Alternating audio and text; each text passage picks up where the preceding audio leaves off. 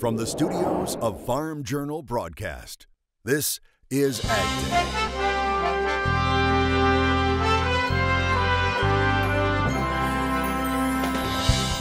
Coming up on AgDay, new ways of managing forests by talking to the trees. The season's still early.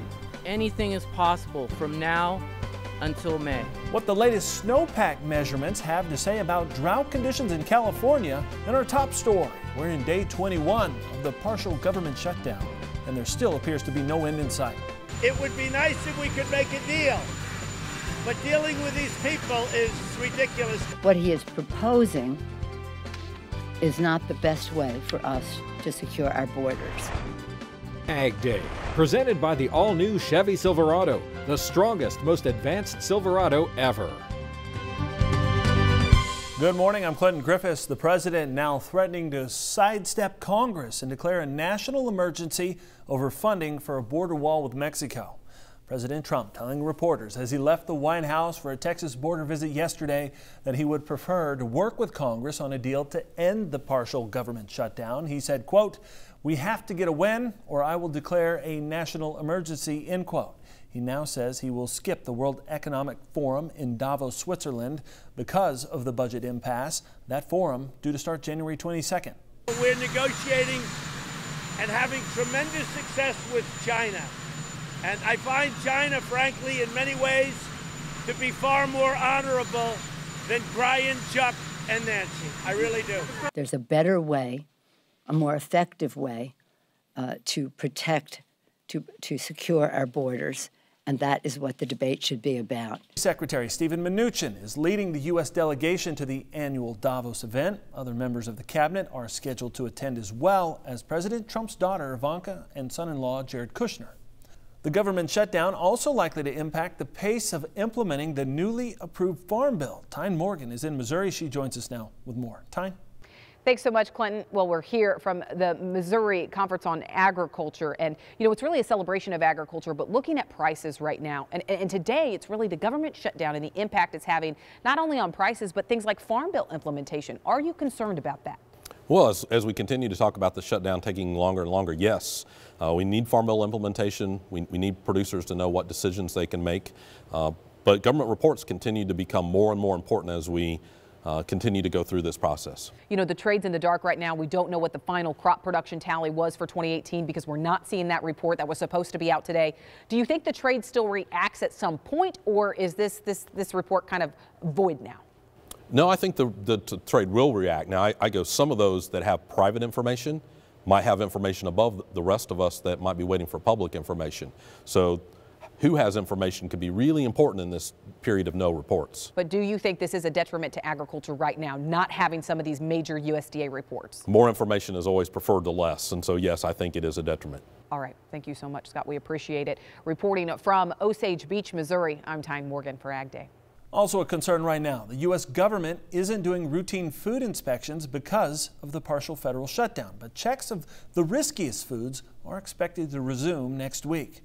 The Food and Drug Administration says it's working to bring back about 150 employees to inspect riskier foods such as cheese, infant formula, and produce. The FDA conducts about 8,400 inspections a year, or an average of 160 a week. The FDA commissioner says riskier foods account for about a third of the food covered by the agency's domestic inspections. And we're hearing more government workers will soon be furloughed. InsideTrade.com reports the Office of the U.S. Trade Representative will run out of funds on Monday if the shutdown isn't resolved by then. Members of the USTR just wrapping up 3 days of trade talks with China in Beijing. The group saying negotiators focused on China's pledge to purchase a, quote, substantial amount of agricultural, energy, manufactured goods, and other products and services from the U.S. But it's still not known if the two sides came to any agreement. The Chinese Ministry of Commerce talking about the meetings now, saying there were extensive, in-depth, and detailed exchanges over trade and structural issues. The three-day talks that started Monday were the first face-to-face meetings since President Trump and his Chinese counterpart agreed last month to suspend further action against each other's imports for 90 days while they negotiate. While he may not be at Davos, President Trump has said he will speak at next week's American Farm Bureau Federation's annual meeting in New Orleans. That planned trip first reported by the New Orleans Advocate. He's scheduled to speak at the closing session on Monday. USDA Secretary Sonny Perdue also scheduled to speak at that session. A White House spokesman says, quote, "This year will mark the Federation's 100th annual convention, and President Trump looks forward to touting positive impacts of the recently signed United States-Mexico-Canada agreement, as well as the recently passed Farm Bill. And we will be reporting from the convention as well. Look for more coverage coming up next week on AgDay, on air and online." President Trump has nominated acting EPA Chief Andrew Wheeler to run the department permanently. Now, Wheeler took over the agency on a temporary basis back in July. That's after former EPA head Scott Pruitt resigned. Since then, Wheeler has signed a proposal to allow states to set their own emission standards for coal-fueled power plants and changed which waters fall under the Clean Water Act. The U.S. Senate is expected to approve Wheeler's nomination. The Centers for Disease Control now saying the E. coli outbreak linked to romaine lettuce is over. The outbreak linked to lettuce from coastal counties in California. The Food and Drug Administration's investigation into the source of the outbreak, however, continues. The FDA says it found one source, but says the scope of the outbreak makes a single source unlikely. In all, 62 cases of illness were reported. California's growers say while the E. coli outbreak is over, there's still work to do with restoring consumer confidence. We have to restore consumer confidence in romaine production. We can do that by communicating our food safety practices and by enhancing our food safety practices and hoping that'll restore consumer confidence.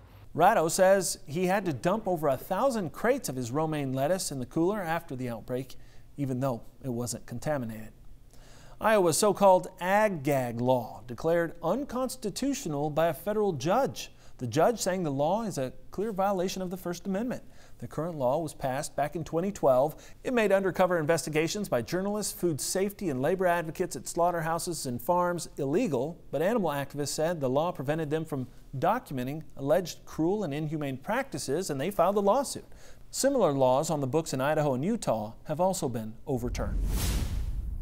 Harvest 2018 rolling right on to 2019. As meteorologist Mike Hoffman tells us in today's Crop Comments. Mike. Thanks, Clinton. Well, it's rare to see a combine in the fields of Arkansas in January, but that's the case this year. Look at this photo shared by our own Tyne Morgan while on the road. This is a freshly cut rice field, but there's still rice and soybeans in the field as Mother Nature brought constant rains this fall. As a result, many farmers didn't get their typical winter wheat planted, and there are massive ruts in the field from a wet harvest. That means area farmers will have a lot of field work and prep work still to do in order to even be able to plant this coming year. Now, taking a look at the wind speed forecast, you can see it's kind of windy in the northeast as we start the day today. A few winds developing in parts of the southwest. It continues windy in the northeast, and then not a lot of wind as we head into the day on Saturday. You can see a little bit through the central and southern plains, and that'll kind of pick up a little bit during the afternoon hours. I'll have more in your forecast coming up, but first here are some hometown temps. Plan for the unexpected with weather forecast updates. Local forecasts are delivered right to your cell phone each morning, making planning a little bit easier. Just text Weather 6 to 31313 to get started. Grain markets reacting to new South American crop estimates and the recent volatility of energy markets. That's next in agribusiness. And later, we're off to Italy, where scientists are trying to talk to trees. We'll tell you why in the country.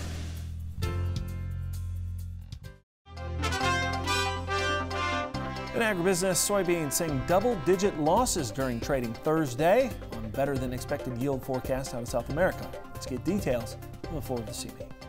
We are seeing some red across the board. Corn, soybeans, wheat, all seeing some pressure come into them. A lot of people kind of scratching their head, maybe a little bit concerned. We're using this as a heck of a buying opportunity and looking at it more as a healthy correction to a nice run that we've seen to start the year. The soybeans also a heck of a start to the year, but failed to get out above the 200-day moving average as well as other key retracements. We have seen the cattle complex kind of stall out here towards the recent contract highs. We had that sell-off in the back half of last week, which we talked about being a heck of a buying opportunity and to look for a retest of the contract highs. We got that, but now we're stalling out here and looking to the short side. On the feeder cattle side of things, they're lingering really right in the middle of no man's land. And by no man's land, I mean right smack dab in the middle of a range that we've been trading in recently, basically 141, 142 to 146, 147. That's been all over slope with blue line futures from the floor of the CME.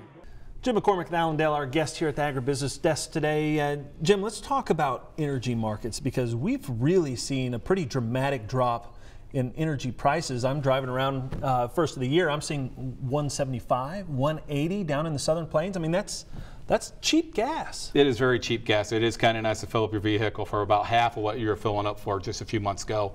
But it has gotten cheap. The world energy suppliers really ramped up production, anticipating Iran to come off the line. Iran didn't completely come off the line, so they've kind of flooded the market near term. The American producers down in Texas they're still making money, so they're pumping full bore. But the fact of the matter is the prices have dropped really cheap, and now the OPEC guys are kind of screaming a little bit. They need OPEC prices higher, crude oil prices higher, to fulfill their economic needs of filling, for their country. So they're talking about cutting production in Russia, they're cutting production in Saudi Arabia. So I think you're in a bottoming crisis on the crude oil unless the economy just absolutely craters.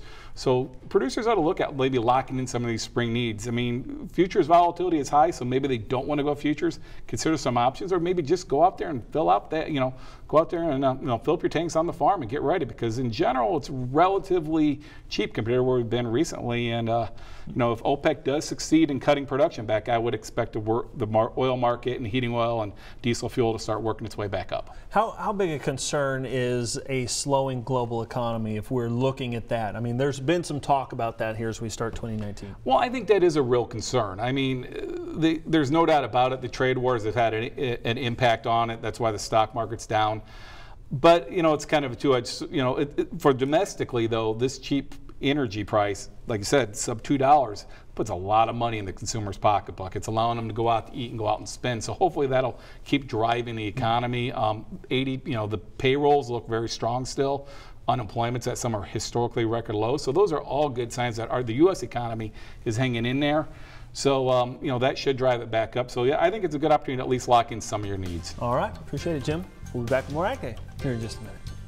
To talk to Jim McCormick one-on-one, contact Allendale Incorporated at 815-578-6166 or email Jim at jmccormick@allendale-inc.com. Just stop a moment and check out this video shared with us on Facebook. Now, if that doesn't make your eyes water, oh my gosh, that's pollen, and a lot of it coming off of those cedar trees as the breeze blows. William Heyerholzer took this video in Kerrville, Texas. My gosh, Mike, I can just feel my sinuses starting to seize up as you watch it. Yeah, if you're allergic to that stuff. Oh my gosh. Spring will be here before we know it, though. Yeah, it will. We still have a lot of cold to go. Yes, we do. I will say that for the eastern two-thirds of the country. Right now, we are looking at the drought monitor. Still kind of bad in the west, but there's been some improvement parts of Oregon and Southern California. But obviously, as most of you know, east of the Continental Divide, the problem is too much water, not dry areas. There's a few spots south Florida and northern North Dakota that are still on the dry side. But here's what's going on as we head through the next 48 hours or so. A couple of systems, one in the Four Corner region, another one lurking off the west coast. High pressure, though, dominating most of the east, just a few lake effect snow flurries and a little bit of snow in the far northeast to start the day today. Heading through the day, we're going to see a lot of moisture developing north of this warm front. A lot of it's going to be rain, but it'll begin to turn to snow as it moves into eastern Missouri, western Illinois, and southern Iowa as we head through the end of the day. Also some snow developing in the uphill region, kind of the eastern portions of the Rockies there in Colorado and northeastern New Mexico. Heading through the night tonight, that whole storm system is going to move east. You'll notice the rain-snow line slipping southward, almost into northern Arkansas. At least the hills of northern Arkansas will probably see some flakes. And you can see the southern Appalachians by early in the day tomorrow. This is a weakening system coming eastward. Doesn't have a lot of rain with it, but it does occasionally rain in Southern California, so there will be some scattered showers there. Heading through the day tomorrow for the first half of the weekend, lots of snow across Missouri, southern Iowa, Illinois, Indiana, Ohio, and into the central Appalachians. Showers and thunderstorms farther south from there. Precipitation estimate over the past 24 hours. You can see most of the east hadn't seen much at all, but the moisture is developing as we head through the next 36 hours from northeast Texas all the way into southern Missouri. That's where a lot of that moisture is going to be coming down. Most of it rain, but like I said, the northern part of this is going to be snow. And in fact, here's the snow. Past 24 hours, we've seen some lake effect, a little bit in the northeast, a little bit in far northern Minnesota, and some in the mountains of central portions of the Rockies. But the snow breaks out then across the central Mississippi Valley into the Ohio Valley as we head through the day tomorrow. And that'll continue eastward from there as we head into Saturday night and Sunday. Checking out temperatures this afternoon, very cold in the northeast, highs in the teens, and chilly numbers for a change across most of the eastern two-thirds of the country. Low temperatures tonight, well, you can see single digits in some of the northern tier of states. High temperatures tomorrow, still on the cold side until you get down closer to the Gulf of Mexico. Here's the jet stream. We do have that storm system moving through. Shot of colder air for the Great Lakes in the northeast early next week, and this is starting to look like a cold weather pattern for the northeast quadrant of the country by later next week. That's a look across the country. Now let's take a look at some local forecasts. First of all, Bakersfield, California today, mostly cloudy and mild, high of 68 degrees. Crookston, Minnesota, very cold, lots of clouds though, high temperature of 16. And Mobile, Alabama, a mixture of sunshine and clouds, the afternoon high of 57. Talk about a hungry moose. This big guy was spotted wandering into an Anchorage, Alaska hospital. He just munched on some plants by the door, then left about 10 minutes later through a motion-activated door that was stuck open because of the cold. A woman who works inside the building captured part of what happened on camera. She says the moose didn't cause any problems other than doing a little snacking. Snow provides about a third of California's irrigation water. Up next, we'll check on the season's totals and what it can mean for farmers in 2019. And later, these little boxes are talking to the forest. We'll tell you why in the country. AgDay, brought to you by Corvus Corn Herbicide from Bayer. Get an early season win against weeds with Corvus for end of season rewards. Most of the long-term drought in the U.S. is currently stuck out on the West Coast, and so far, winter snows aren't likely to change that. The California Department of Water Resources conducting its first snow survey of the year at the Phillips Station in the Sierra Nevada mountains. Surveyors found 25.5 inches with a water equivalent of 9 inches at the site. It's just one of 200 measurements done around the state. Despite a few winter storms recently, statewide snowpack is 67% of average. While these results are below average, they are a stark contrast to where we were last year, where there was just patches of snow at this location. The season's still early. Anything is possible from now until May. December, January, and February are the 3 wettest months of the season, and typically that's when California accumulates half of its annual precipitation. Now, on average, the snowpack supplies about 30% of California's water needs when it melts in the spring and early summer. More storms are expected over the weekend. Plenty of trees in California. Up next, we'll see how scientists are working to monitor forest health in the country after the break.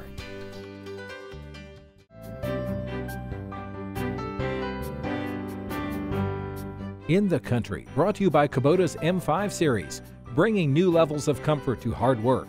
Learn more at Kubota.com or visit your local Kubota dealer today. Trees, they add beauty to nature and so much more. Scientists say trees act like Earth's thermometers, and their health is a good indicator of the planet's well-being. Now they're getting a better look inside them by talking to them. Scientists are testing new devices in this forest in Italy that help detect signs of disease and to check on the health of the entire forest. Little boxes are attached to tree trunks in the forest. The boxes collect information about how water is transported inside the plant, how the trunk is growing, and the quality of the leaves. The devices, called tree talkers, all share a router and can transmit data over a long distance. The tree talker can be used in many applications, and for example, it can be used in forestry to manage better forests for sustainable wood production and to have continuous information and data on tree growth, tree performances, or even to understand better the possibility of disease to impact on trees. Each device costs about $230. There are now 300 tree talkers being tested around the world in countries including China and Russia. The creators of the technology are hoping to install another 1,700 devices around the world this year. That's all the time I have this morning. We're sure glad you tuned in, spent part of your day with us. From all of us here at AgDay, I'm Clinton Griffiths. Have a great day.